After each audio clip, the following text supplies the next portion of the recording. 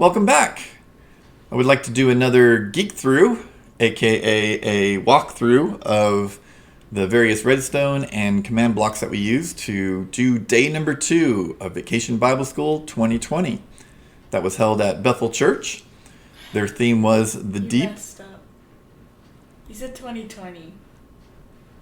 Sounds like I messed up and I should have said 2021. Yeah. Let's run with it. All right, here we go. So here's day 2. Let's look at it over here. We had a lot of mess ups doing it, so we'll even have mess ups in this video, which would be great. So we had this command room, which basically made a lot of this over there work, at least when we were doing our testing. I'll come back to this in a little bit. But we had our first puzzle over here, and we had various things. This one just fired arrows from above, basically just looking for whoever was closest. And again, whenever you have a button with a repeating command block, and with 0 tick speed, it'll basically fire 20 times. So this is the command that we used, basically 10 blocks above where the nearest player is, rain down some arrows. The next one we did, I'm not going to click it, but it basically shut us up way up. Actually, we can click it. We need to see what it looks like from this perspective. But it basically gives you levitation, shoots you way up in the sky, and I don't remember, we'll see in a second the command strength that we gave it. But real simple command, basically says give to the nearest player levitation for 10 seconds. That's all that command is there. Then over here, we didn't have a command. We just had some redstone. I'll try not to break it. So when you flip the lever, it actually turns off this block. And that pulls this back and actually starts. Here, I'll flip it. So you see that it basically is a way to do a clock. So it turns it on and off. So as the redstone comes around, basically turns on this clock. Real simple clock. You can see it going back and forth. So there's an observer, and that sends power over here to repower this piston. And we have a slight delay here. We can make it shorter or faster. You can see we can do it different levels, but I think that's what we had there. So that's basically it. That's what basically powers the we have a dispenser right over here. It's moving back and forth, and as it hits that redstone block, it shoots off a firework. Real simple way of, one of the many ways of simply shooting off some fireworks. All right, and over here, this is where we had our interactions with lag. These were really simple. They were just simple command title commands. And you just put what you want to show up on the screen after the word title there, real simple.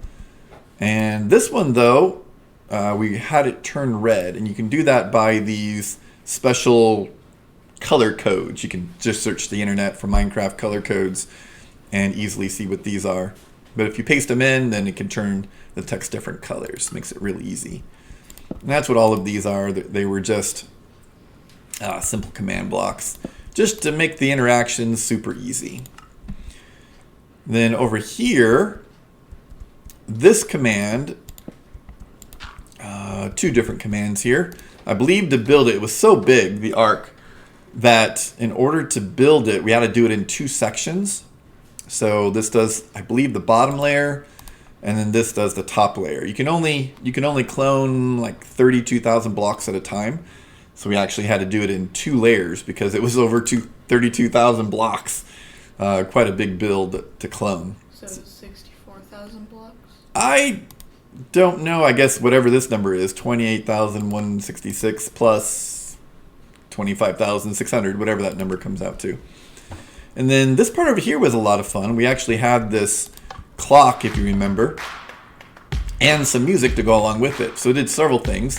It started the music, and then it also did this timer. And then it stopped the music when it was done. And that's what all of these command blocks did. So let's take a look at these real quick.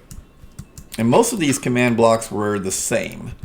So you started with, I think the one above it, the first one, here we go. So the first one actually started the music by, again, getting rid of that redstone block above the hopper, which then inserts it into the jukebox. You can just look at day one for how we did all that. And then it basically just starts counting down. Now these are all set after this one. These are all set basically at 1 second each. So our tick speed is 20, so this equals about 1 second. So it just snakes all the way down. When it gets to the bottom, it curls back up. You can see it right there. It moves over to the right, comes back up. And when you get to the last one, it says time.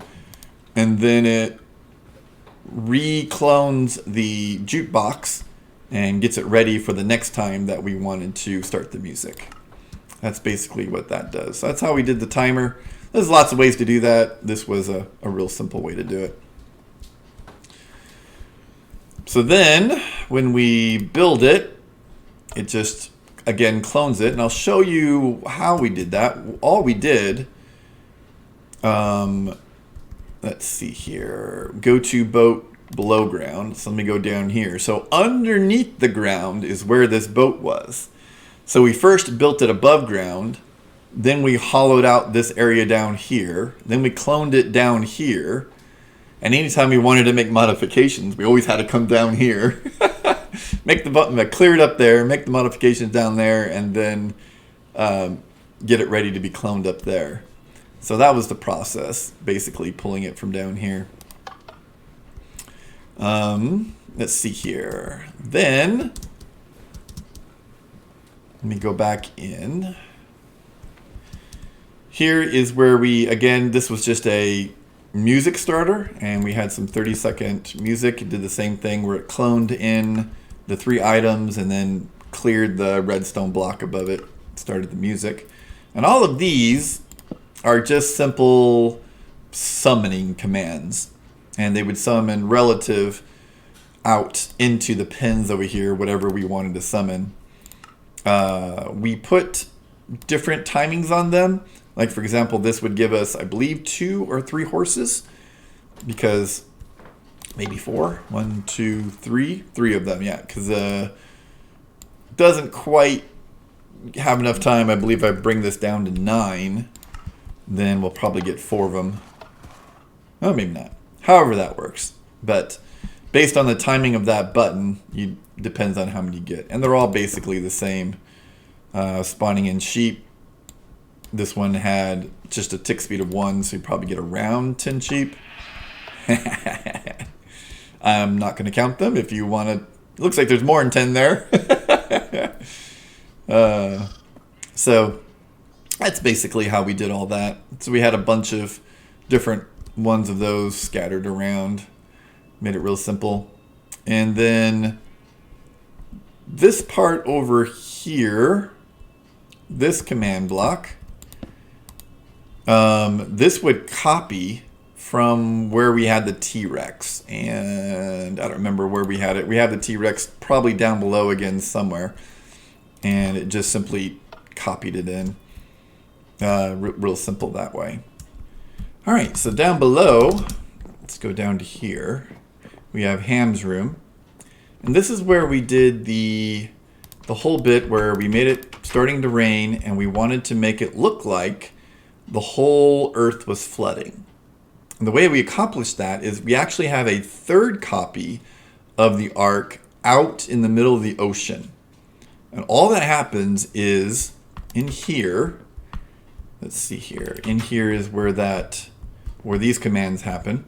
We actually are just copying, we're making it rain, then we're copying this little area right in front of the window to make it look like the water is in front of the window. And then we're just teleporting out to the boat, out in the middle of the ocean. So we set the weather. Then I think after a couple seconds, then we're cloning that area over there. And we're cloning it in front of the window. And then we're teleporting everybody that's nearby over to the boat in the middle of the ocean. So that's what this does. So if I click it, then it starts to rain, then it copies in the water, which is just outside. So you can see the glass there a little bit, if you look carefully. And then it teleports us out to the boat in the ocean. So you can see we actually moved locations by being teleported. So that's how we did that whole effect. And then out here is where we had another way to start music. All we did with this one is, again, you have your hopper, and then you have your jukebox. Inside the hopper is the music we wanted to play. And right now it's powered, which locks the hopper. As soon as you unpower it, it unlocks it, drops it into the jukebox, and it will start playing. I believe this only happens in Bedrock, which I'm glad, because that's what I'm currently using. Alright, so then down here, we didn't really have too much special things down here. All we have is just the mechanic where these zombie pigmen just do their best to try to stomp on this egg, turtle egg. And because of our placement of these trapdoors, then they think they can get across and just fall to their death down there. That's all that does. Well, that's basically it as far as the redstone involved. Again, we just had the button that teleport people nearby. Same thing, teleport people that are nearby back to the base.